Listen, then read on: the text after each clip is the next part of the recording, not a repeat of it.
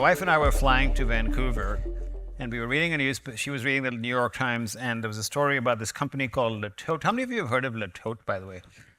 Professional professional clothing for career women. Uh, and it was a story that was just absolutely amazing because at that point they were trying to actually sell to Lord and Taylor, which those of you on the East Coast probably all know. And Lord and Taylor said to them, "We don't know how to use this technology that you've built because it's so sophisticated. Why don't you just buy us instead?" So here's this little startup buying Lord and Taylor, and then a month later or 2 months later, the pandemic hit, and everything shut down. But their assets turned out to be very valuable even then. And Rakesh is repeating the story in a very different industry, which is a story of a software-driven company using AI back in the, what year were you using it? 2019? 2018, yeah. So now tell us a little bit about you and Dr. Treat. So Dr. Treat is a full stack company, a full stack startup. We build software for veterinary clinics to operate. And then we also own veterinary clinics ourselves.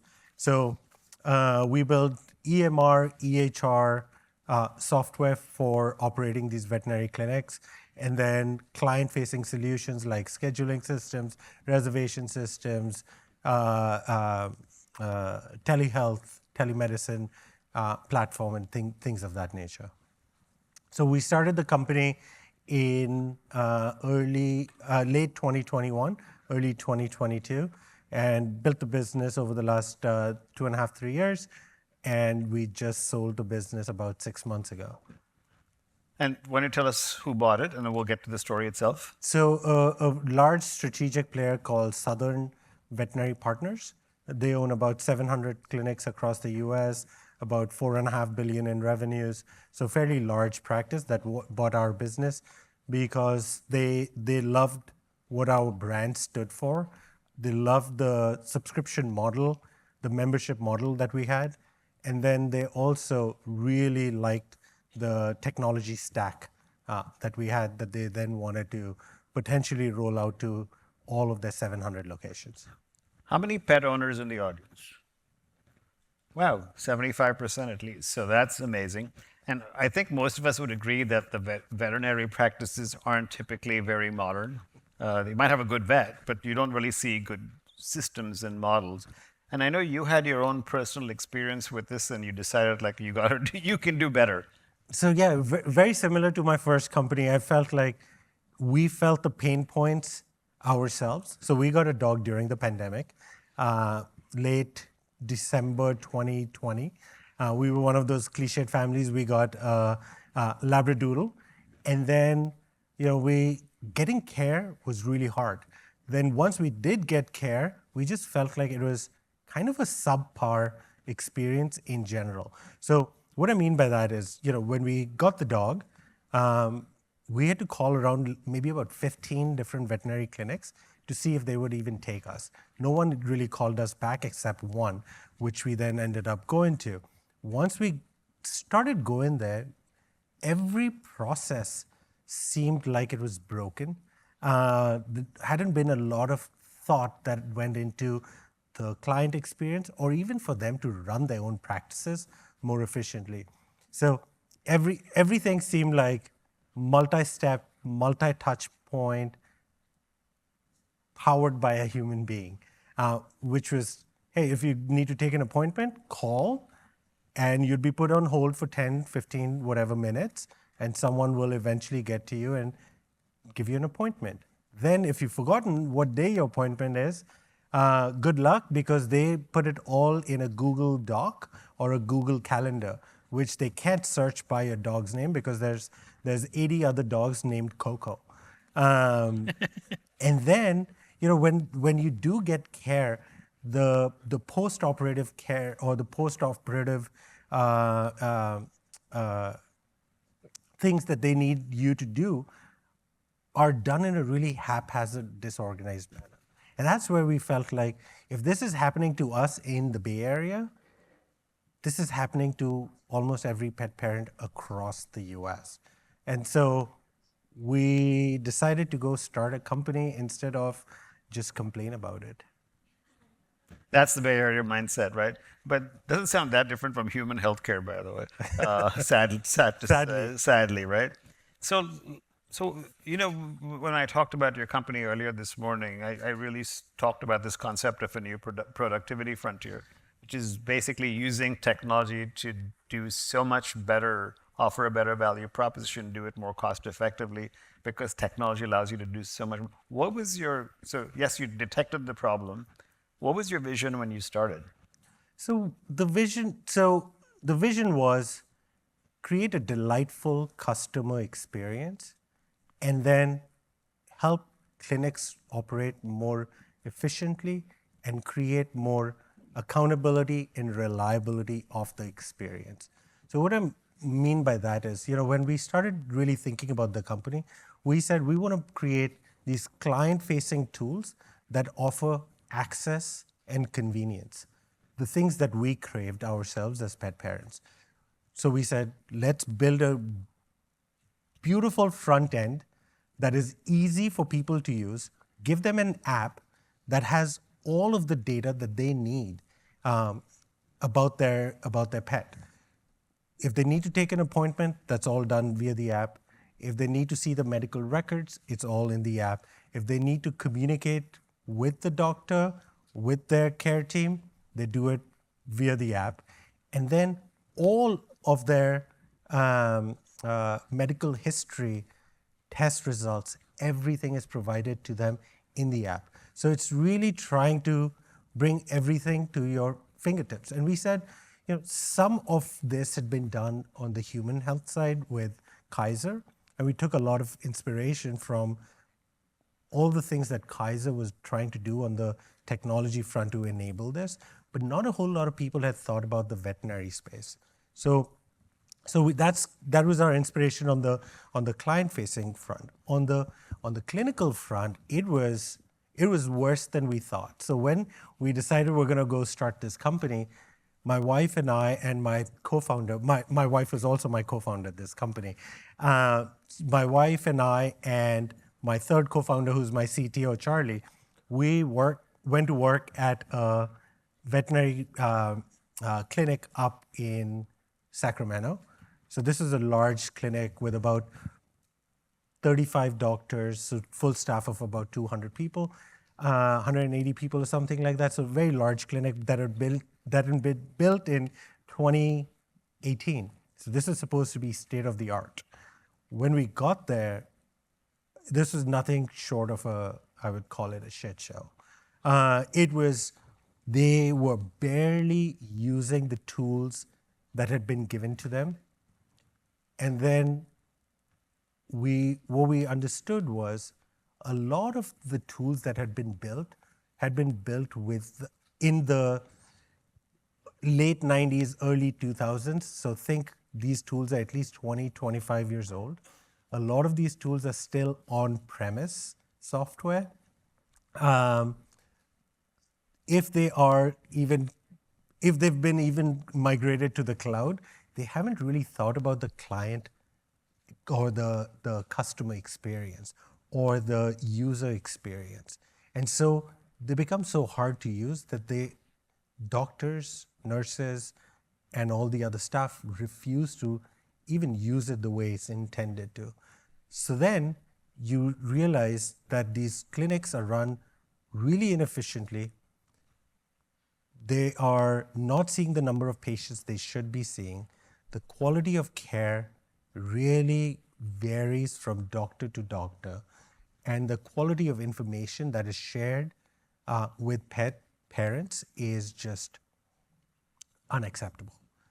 And so we just felt like we wanted to go change all of this and build the entire stack. So we built the heart of the operations, which is the EMR, EHR software that powered the clinics. You built it yourself? We built it all ourselves in-house. And then we built all the client-facing tools as well. And how many people did you use to build this? So we had 13 people on the technology team, technology and product. And then we had roughly about 35 other people. So that's pretty darn impressive because, building electronic health record systems is not easy at all. And we built it all in 18 months or less. And this is very much your Latote story because, we don't have time to get into all of that again, but I'll let Rakesh add to that. But the short version of it goes into these retail companies and their systems are so backward. I guess Ralph Lauren we're learning is an exception, but really rewrote a lot of the systems with, I think it was like less than 5 or 10 people at that time. Yep. So when we started my first company, Latote, it was out of my daughter's bedroom. My daughter was 2 months old.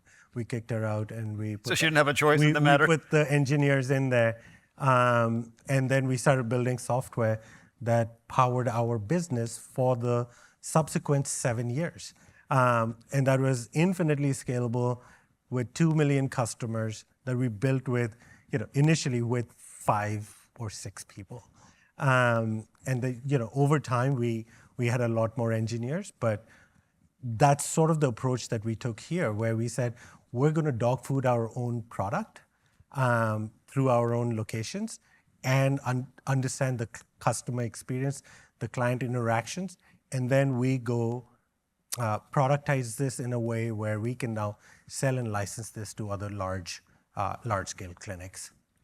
Actually, you just brought back a story that I hadn't thought about in a long time, but it's related to Latote. I was so impressed with the company at the time. So, when you rent out professional clothing for career women, and one of the things Rakesh pointed out to me that you could say somebody's from the Bay Area, but the weather in the Marina District in San Francisco can be cloudy and windy and cold. And if you're in sort of, I don't know, eastern East Bay. It's There's like a 20-degree temperature gradient. And so the clothes that you send have to be completely different. And if your software isn't smart enough, you don't want to send, woolen clothes to people who are still in 85-degree weather. And you were doing all of these kinds of AI-driven. We were doing some really incredible stuff. We were trying to predict people's styles better than they knew themselves. We were predicting their sizes in clothing based on the types of fabric that those brands were using to then recommend the right pieces. In fact, we even had a model that Google recently showed in this shopping product where they said, you can actually put the garment on the person and you can have them walk up and down and you can actually see how this product, the dress or the fabric falls on you. And we were like, this is deja vu because we launched that in 2014, and then we actually had to sunset it for other reasons.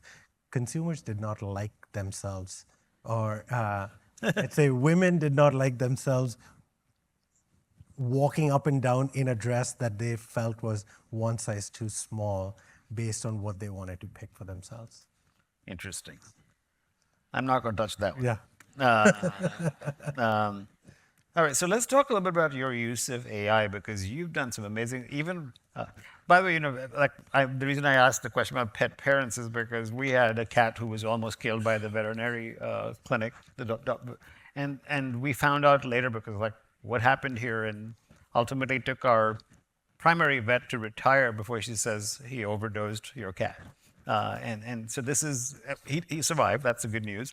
He's still around. But you realize sort of I just learned from Rakesh that pets are property, right? So the laws that apply to the regulations about pet care are very, very different from human care. But let's get back to making sure we get higher quality care with AI. And you've got some amazing stuff going on. So both when the parent brings the pet in, but more on the diagnostic side as well. Yeah, so we use a lot of technology at our clinics. And the way we say we try to use technology is it's invisible. It's making things happen without you knowing that it exists. So for example, when you're bringing in your pet into the clinics, we're not subjecting you to do certain things so that we can understand your pet well, or we're not subjecting our doctors to an experience where they have to actually learn how to use this tool or technology. We're giving them all the really basic workflows, but we're powering it with AI. So for example, when you bring your pet into the clinic, into the exam room, we've got speakers that are actually listening to you, listening to what you're saying, listening to what the doctor is saying. It's then referencing all that you're saying about your animal to all the stuff that we have, all the data that we have in our DB, to then have the doctor ask the right question. So for example, you brought your dog in and you said, well, or let's just say for people that don't have pets, let's say you go into a hospital and you're like, doc, I've got a headache.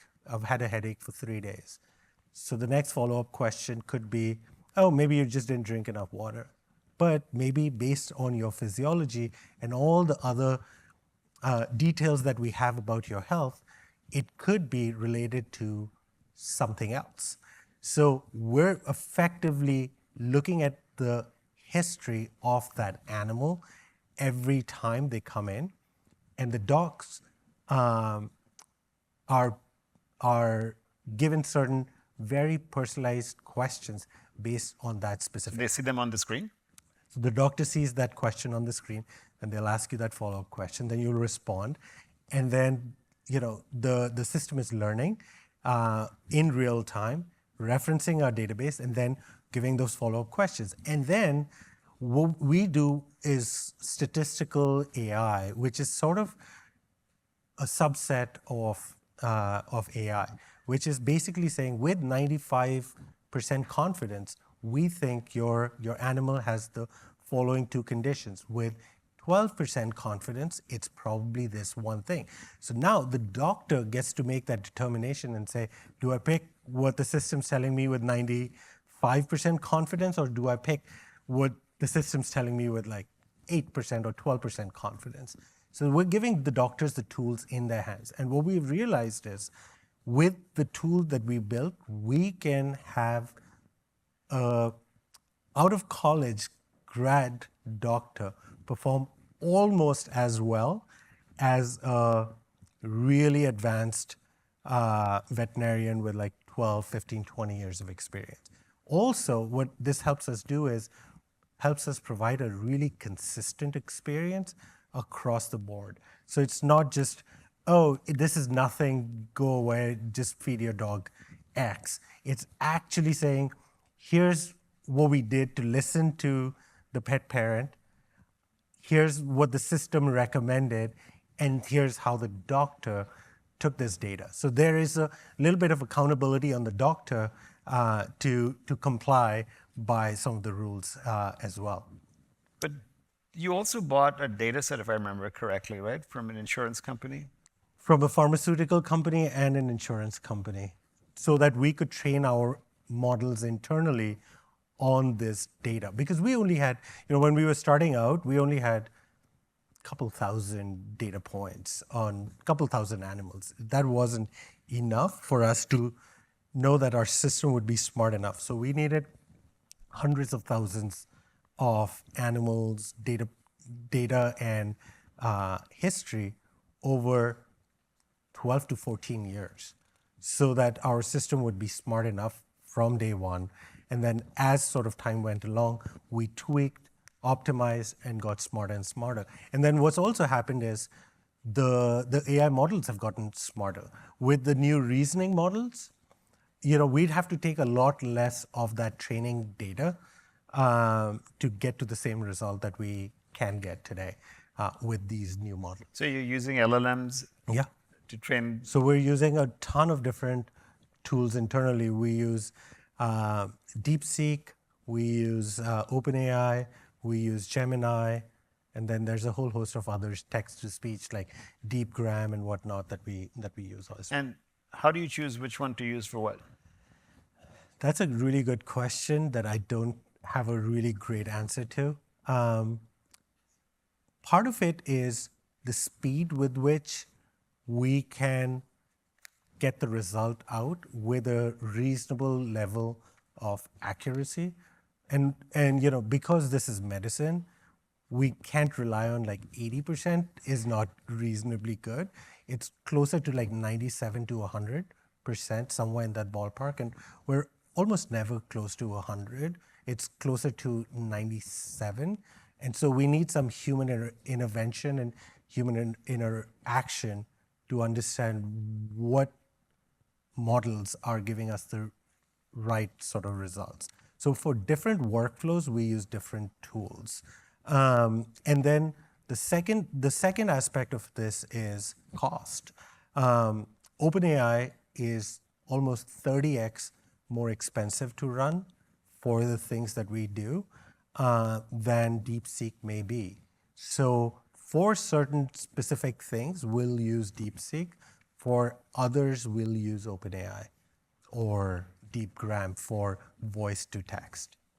And then I want to go back to something that we touched on. I want to revisit it. So why did you build your own EHR? I know it's particularly good, but what was the shortcomings of what's available right now? And so we wanted to build a system that was open, that could ingest data, that could also push out or export the data into different tools that we were using. So for example, when we started getting out there, talking to other companies that had built EMR, EHR for the veterinary space, we realized a lot of these tools were built way back. A lot of them were closed systems. The data that they were ingesting was just kind of going into a dumb database versus being used for something.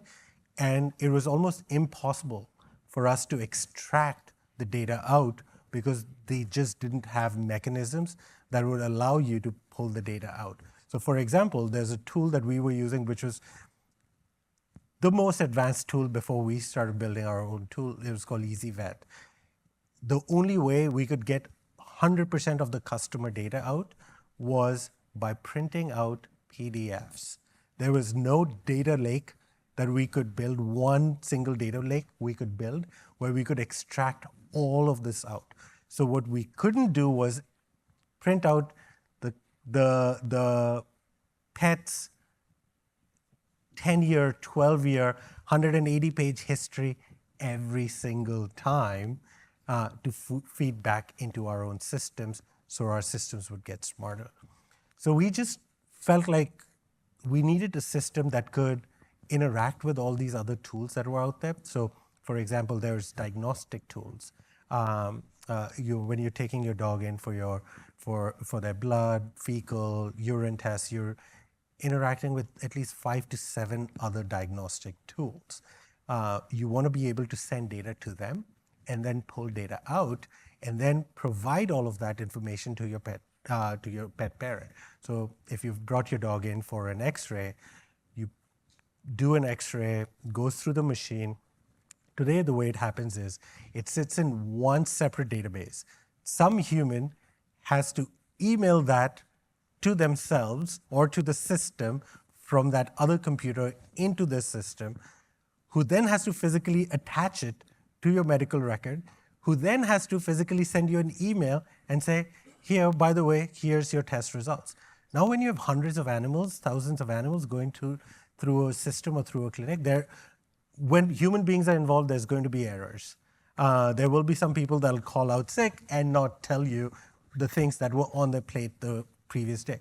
We wanted to just take all of that guesswork out. We wanted to take all those mistakes out. We said, we want to build one system that can interact with all of these other systems, pull data from here, automatically attach it to the medical records, automatically synthesize that data, provide the update to the pet parent quickly so that when your test results are there, you're not you're not waiting to talk to a doctor for a day or 2 days when you're on pins and needles trying to figure out what's wrong. We wanted to take, again, AI that's looking at all of these test results, making a determination, summarizing it, and then sending this summary data to the pet parent for their consumption. So I have one quick question for you, and we need to keep the answer short just to stay on something close to the schedule. So when you got acquired by Southern Veterinary Partners, the idea was to scale it to this 700 clinics. But when you and I were talking, it's not been that easy for them as it was for an AI native organization. So, because most of the people in this room are from enterprise organizations that are a little bit older, what are some of the things they learned or you learned from this integration or this attempt at integration? I think you asked the question, right? Data or culture? Somebody else, no, that was Chris actually. I don't know who asked that question. I think you asked the question. I think part of it is culture. A big part of it is culture. Some of it is data. It's hard to extract data out of legacy systems, and it's really hard to teach an old dog new tricks. So, Which is a perfect way to talk. It's tough.